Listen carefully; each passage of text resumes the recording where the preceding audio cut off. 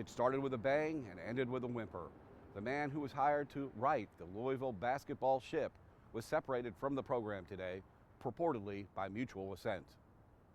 In 2018, U of L basketball was facing fire from all sides.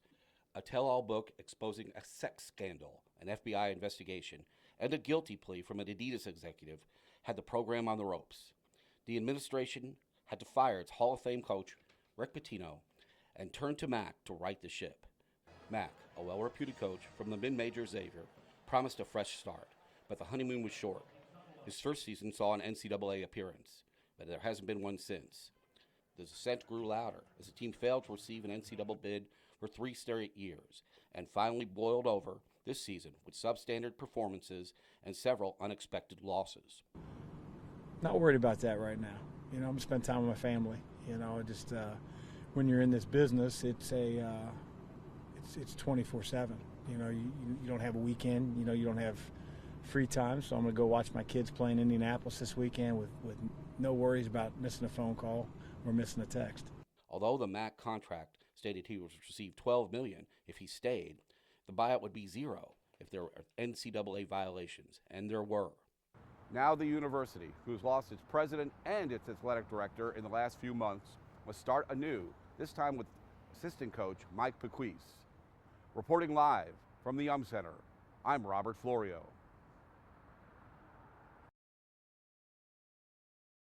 Thousands of protesters took to the streets of downtown Louisville tonight, purportedly to protest the death of Louisville resident Breonna Taylor.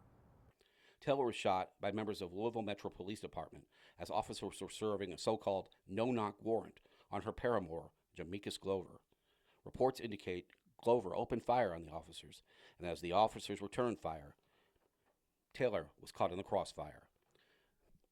The resulting injury led to her death. Now protesters own the streets, carrying signs supporting BLM, shouting slogans, and demanding justice.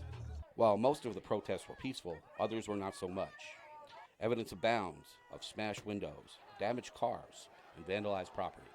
Now an uneasy peace fills the air, but the authorities don't know how long it will last. Black Lives Matter leaders have called for other protests along with other certain concessions. Almost 2 years after the tragic death of Breonna Taylor, claims continue to mount.